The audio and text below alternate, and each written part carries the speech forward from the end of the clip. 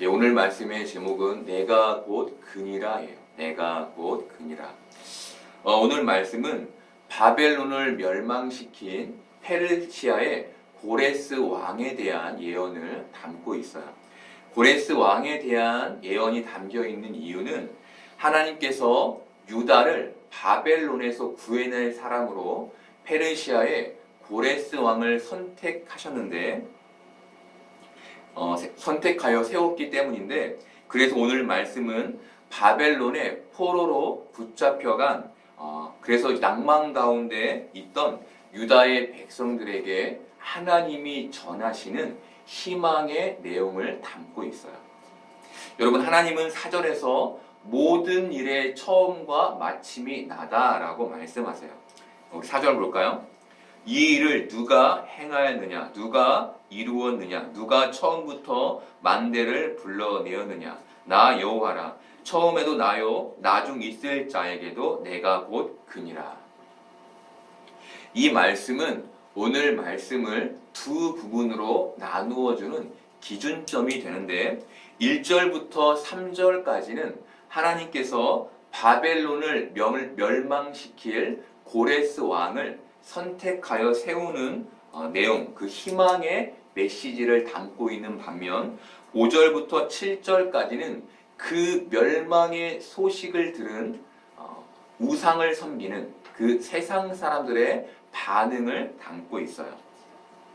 그런데 이들이 어떤 모습을 갖냐면 두려움에 더욱더 우상을 붙들게 될 것이라고 성경이 말해요. 그들이 그 종말의 두려움 가운데 마음을 돌이켜 하나님을 바라보는 게 마땅한 모습인데, 성경은 세상의 사람들이 그 종말의 두려움이 찾아오면 더욱더 세상을 붙들게 되는 모습을 보일 것이라고 우리에게 말해주는 거예요. 1절부터 7절까지의 말씀은 우상을 섬기는 세상과 그 속에 사는 하나님의 사람들이라는 구조를 가지고 있어요. 그래서 우리는 이 큰 구조를 가지고 오늘 말씀을 보게 될 거예요. 1절을 보면 하나님께서 섬들을 부르시는데, 여기에서 섬들은 모든 열국, 모든 세상을 가리켜요. 그리고 하나님 그 모든 나라를 불러 재판하자고 제안하세요. 이 말씀에서 재판이라고 번역된 히브리어의 원뜻은 논쟁이에요, 논쟁. 하나님께서 각 나라가 섬기는 각자의 신들을 모두 불러 모아 누가 진짜 신인지를 조목조목 따져서 밝혀내자고 제안하시는 거예요. 여러분, 이 당시 모든 나라는 그들이 믿는 각각의 신이 있었어요. 그리고 그들은 당연히 자신이 믿는 신을 진짜 신으로 믿었어요.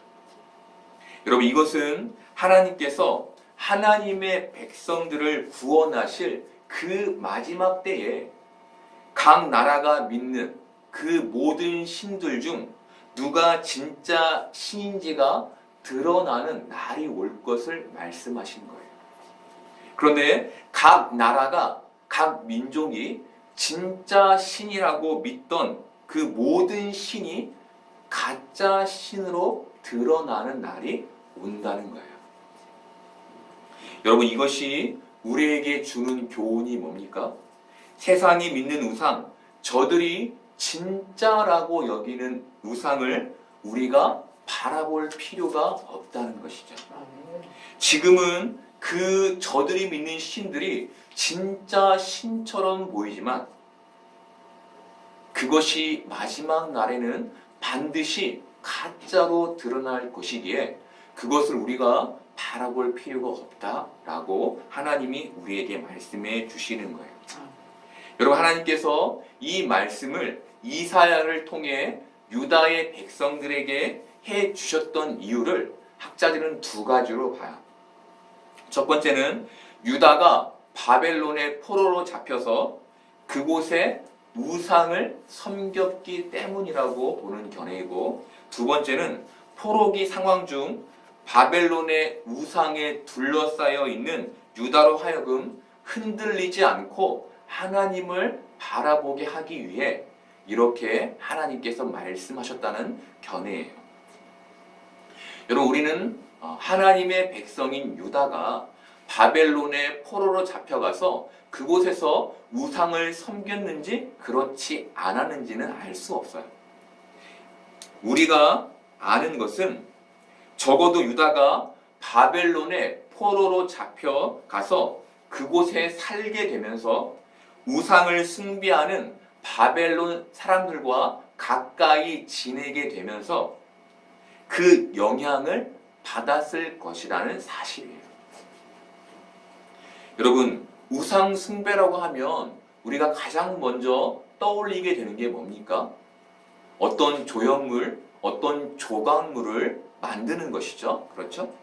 그런데 우리가 시각을 조금 넓혀서 바벨론의 우상을 조형물이 아닌 바벨론이 가진 세계관으로 이해할 때 우리는 지금의 우상을 조형물이 아닌 그 우상의 조형물이 담고 있는 세상의 세계관으로 이해할 수 있어요. 다시 말해서 우상이 어떤 모형을 섬기는 것이 아닌 세상의 세계관 자체가 되는 거예요. 이런 관점에서 바벨론의 포로로 잡혀있던 유다의 백성들은 세상의 세계관의 영향을 받았던 것이고 어느 면에서 일부는 그 세계관의 영향으로 인해 하나님에게서 멀어졌던 것이죠. 여러분, 우리도 이 땅을 사는데 세상의 영향을 받죠. 그렇죠? 그것이 세상의 세계관인데 이들도 그 바벨론의 우상을 섬기는 그 백성들과 가까이 살았기 때문에 그 세상의 영향을 받았다는 거예요. 그런데 여기에서 오늘 말씀에서 볼 수 있는 놀라운 하나님의 은혜가 있어요. 그것은 하나님께서 그럼에도 불구하고 그들을 예루살렘으로 다시 귀환시키실 계획을 실현시키신다는 거예요. 그게 바로 고레스를 등장시키시는 하나님의 계획이고 이것은 하나님의 변함없는 사랑이 그들의 신앙의 모습을 넘어서 그들 중엔 하나님을 섬기는 사람도 있었겠지만 하나님에게서 신앙이 멀어진 사람도 있었겠죠. 그 모든 신앙의 모습을 넘어서 그들의 인생을 관통하고 있음을 보여줘요. 이 희망의 메시지에 그들이 세상 세계관 속에서 세상 세계관 속에 있을지라도 구원을 시작하신 하나님이 그 구원을 마치실 것이라는 그 분명한 메시지가 들어있는 거예요. 그래서 하나님께서 그들에게 오늘 이 희망의 메시지를 전하시는 거예요.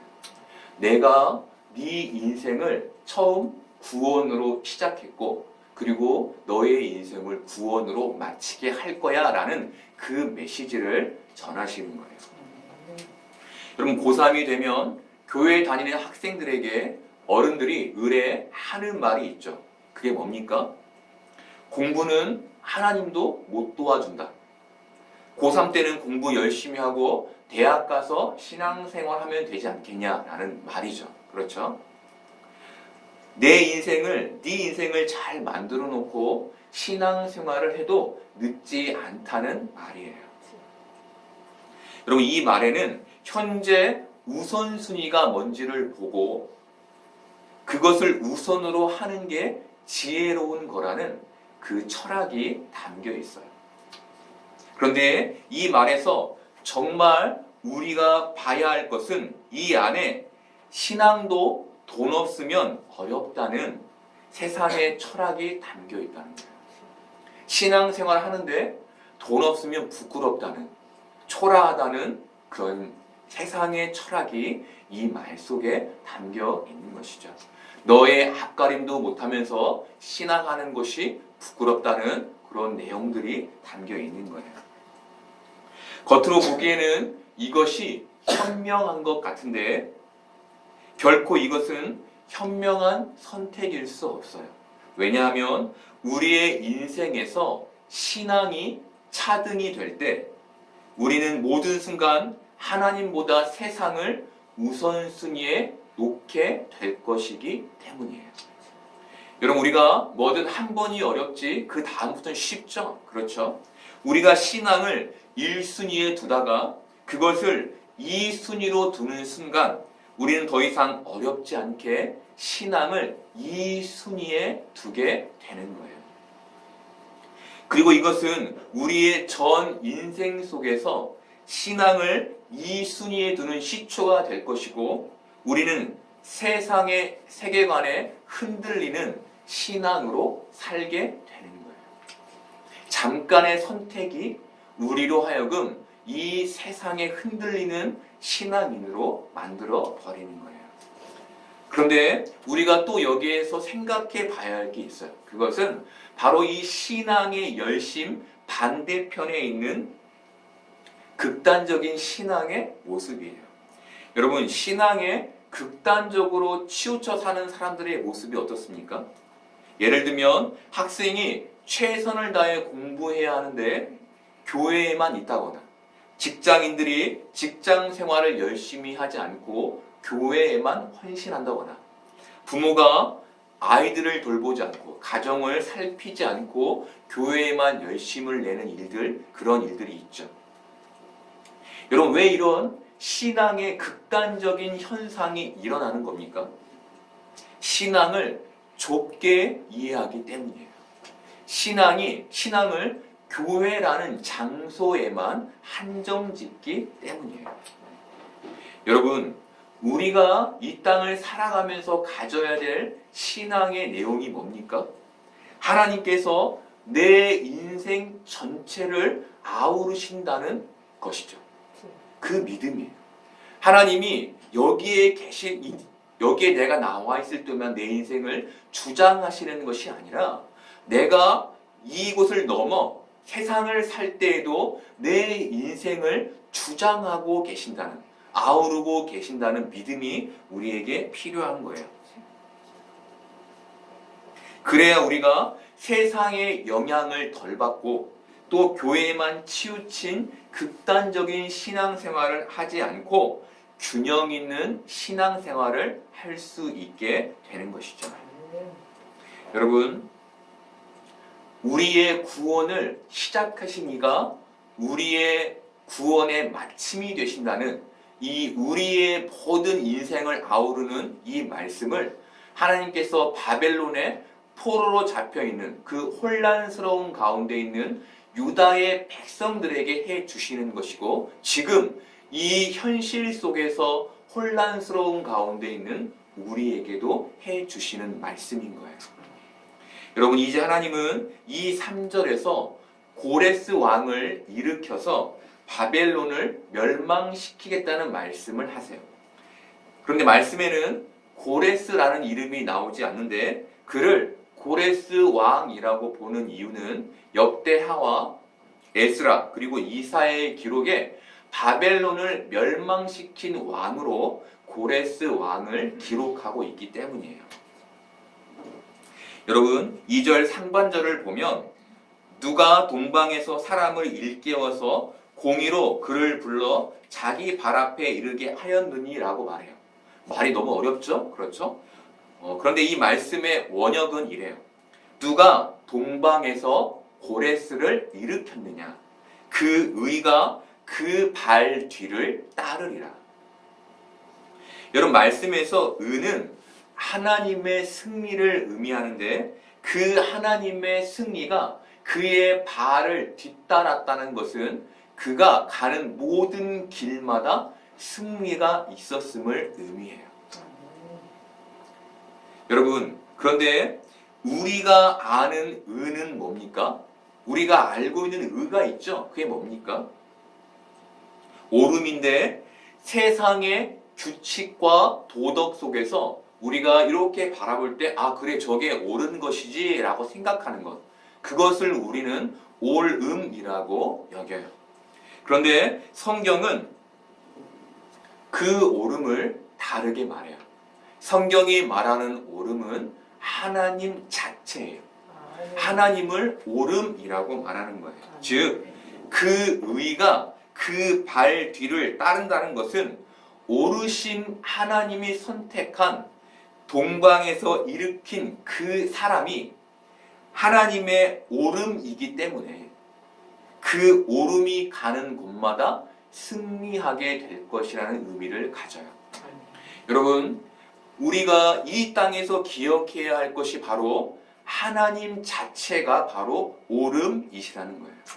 다르게 말하면 우리가 보고 있는 이 성경, 그리고 하나님이 행하시는 모든 일은 우리의 이해를 벗어나더라도 오름인 거예요. 여러분, 하나님께서 고레스를 오름으로 선택하셨어요. 그래서 하나님이 그에게 열국을 넘겨주겠다. 그가 왕들을 다스리게 하되 그의 칼에 티끌같이 되게 하고 그의 활에 초계같이 되게 하겠다. 날리는 지푸라기처럼 되게 하겠다라고 말씀하신 거예요. 여러분, 열국은 세상 모든 나라를 가리키고 그 열국은 바벨론이 그 열국을 대표하고 있어요.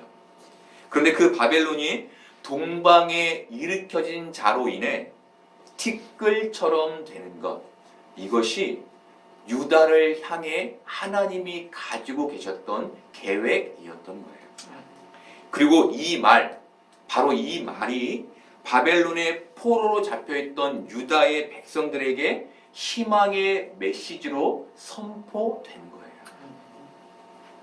사랑하는 여러분, 하나님께서 세상 바벨론을 완전히 심판하시기 위해 이 땅에 보내신 분이 계시죠?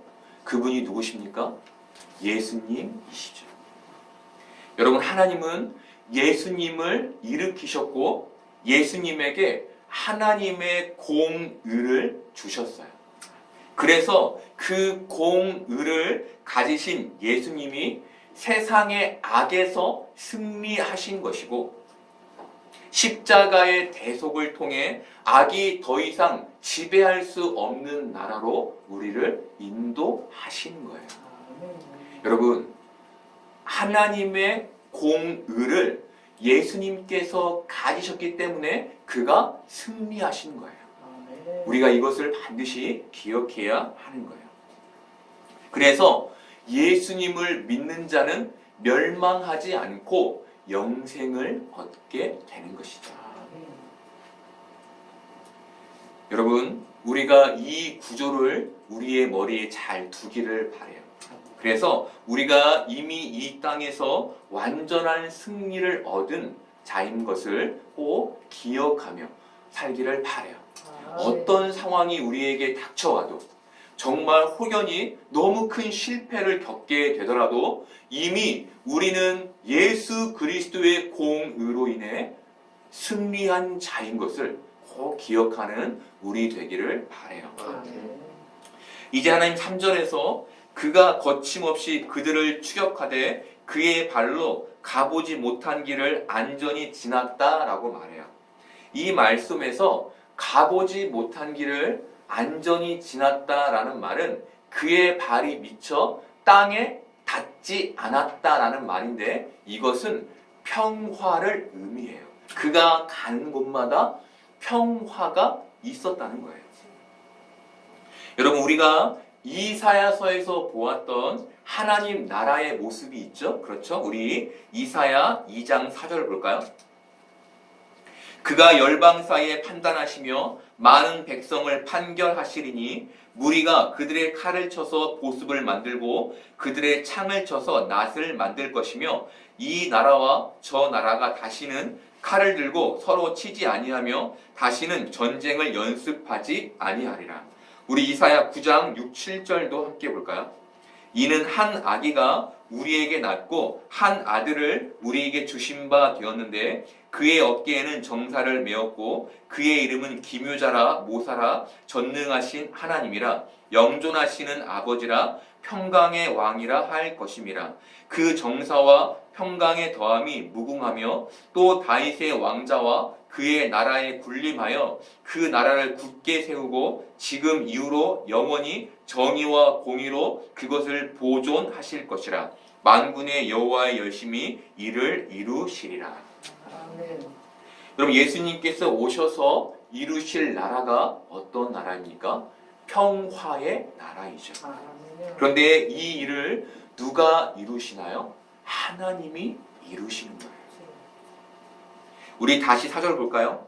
이 일을 누가 행하였느냐? 누가 이루었느냐? 누가 처음부터 만대를 불러내었느냐? 나 여호와라. 처음에도 나요, 나중 있을 자에게도 내가 곧 그니라. 여러분, 유다가 바벨론의 포로기 가운데 있을 때 하나님은 페르시아의 고레스 왕을 일으키셔서 바벨론을 멸망시키시고 유다의 백성들을 예루살렘으로 옮기셨어요. 이것은 예수 그리스도를 통해 세상을 심판하시고 하나님의 백성을 하나님 나라로 옮기실 하나님의 계획과 뜻을 우리에게 보여줘요. 여러분, 이 모든 일의 처음과 시작을 하나님이 하셨고 그 마침 또한 하나님이 이루실 거라고 말씀하시는 거예요. 그리고 하나님이 그것을 내가 곧 그니라라는 말로 말씀하시는 거예요. 유다의 백성들로 하여금 내가 곧 그 일을 이룰 그라는 것을 깨닫기를 바라신 것이죠. 여러분, 바벨론의 포로로 잡혀서 낙심 가운데 있던 사람들에게 전해진 이 예언은 말이었지 어떤 힘이 있는 실체는 아니었어요. 그런데 이 말은 실체가 됐고 그것은 예루살렘으로의 귀환이라는 결과를 낳았어요. 사랑하는 여러분, 우리도 이 세상을 살지만 실체가 없는 하나님의 말씀을 듣고 있죠. 그렇죠? 그런데 우리가 믿어야 할 게 뭡니까? 이 말이, 이 실체가 없는 말이 결국 실체가 될 것이라는 사실이죠. 정말 우리 귀로 듣기에는 또 세상 사람들이 듣기에는 아무 실체가 없어서 힘이 없을 것 같은, 아무런 결과도 가져오지 못할 것 같은 이 말이 결국에 실체가 되는 일이 우리 눈앞에서 벌어질 것을 우리는 믿어야 하는 거예요. 예수님은 요한계시록에서 자신을 나는 알파와 오메가요, 처음과 마지막이요, 시작과 마침이라고 말씀하셨어요. 예수님이 자신이 하나님이며 예수님이 곧 구원의 희망이라는 메시지를 전하신 거예요. 여러분, 세상에는 지금도 예수님이 구원의 희망이라는 메시지가 선포되고 있어요. 그런데 세상 사람들은 이 희망의 메시지를 듣지 않아요. 왜입니까? 그들이 세상의 세계관을, 우상을 믿고 있기 때문이에요. 여러분, 우리는 희망의 메시지를 듣고 있는 사람들이죠. 우리에게는 희망의 메시지가 들리죠? 그렇죠? 우리가 이 메시지의 중심에 내가 곧 그니라라고 말씀하시는 하나님을 볼 수 있기를 바라요. 아멘. 이제 하나님은 5절부터 7절까지 하나님이 전하시는 희망의 메시지를 듣지 못하는 사람들이 종말의 두려움 가운데 어떤 모습이 될지 그 모습을 설명해 줘요. 여러분, 이들이 두려움 가운데 갖는 모습이 어떻습니까? 이들이 서로를 격려하고 우상을 더욱 붙잡게 될 것이라고 성경이 말해줘요.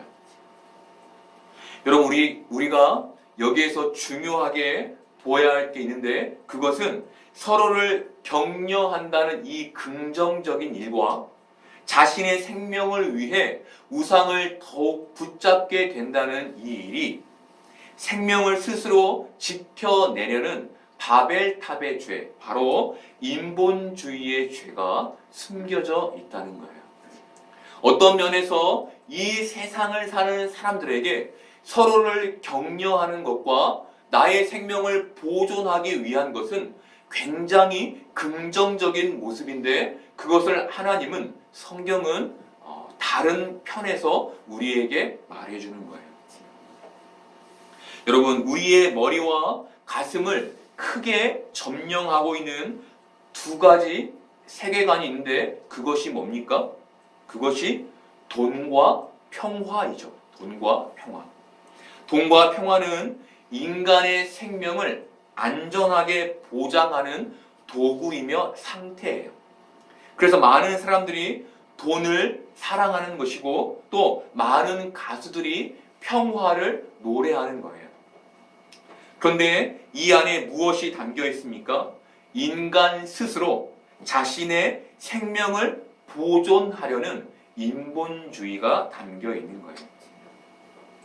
사랑하는 여러분, 돈과 그리고 평화 자체를 악이라고 말하는 게 아니에요. 돈과 평화는 중립적인 것이죠. 그렇죠? 네.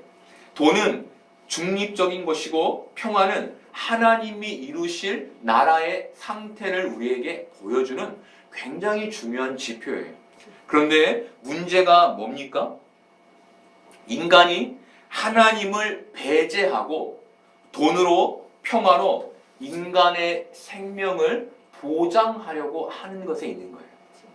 여러분, 돈과 평화가 문제가 아니라 그 가운데에 하나님이 없는 것이 문제인 거예요.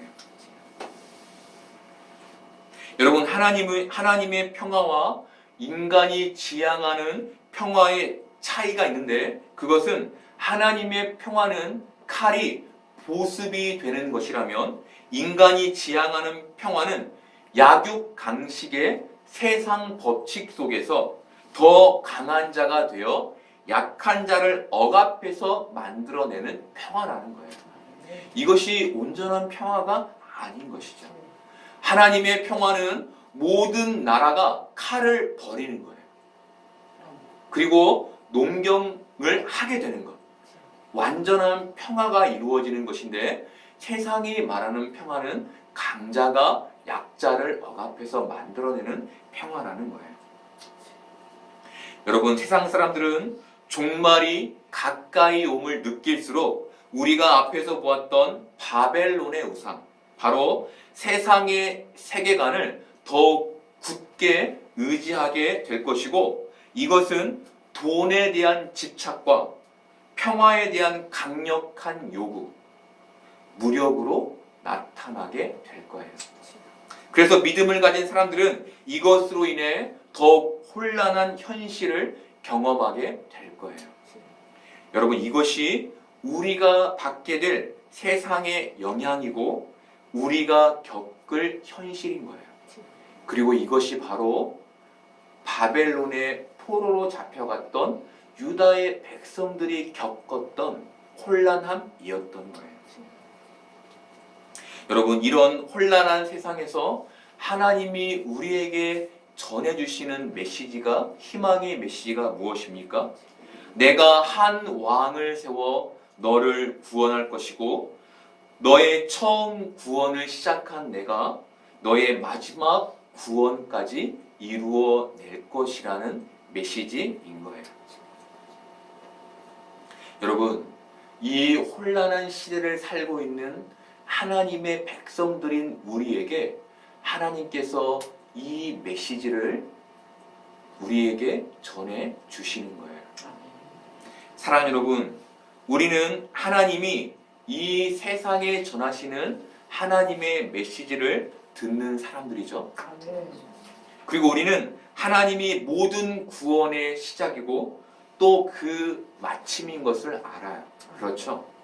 이제 우리가 이 세상의 세계관에 더 이상 영향을 받지 않고 내가 곧 그니라 라고 말씀하시는, 내가 곧 그 모든 일을 너의 삶에 이루어낼 것이라고 말씀하시는 그 하나님을 바라보고 믿기를 바래요. 아멘. 그리고 우리가 이 땅에서 하나님이 주시는 그 희망의 메시지를 잘 들어서 세상의 그 세계관의 영향력에 잠식되지 않기를 소망해요. 아멘. 그렇게 우리가 이 땅을 온전한 하나님의 백성으로 살아갈 수 있기를 소망해요.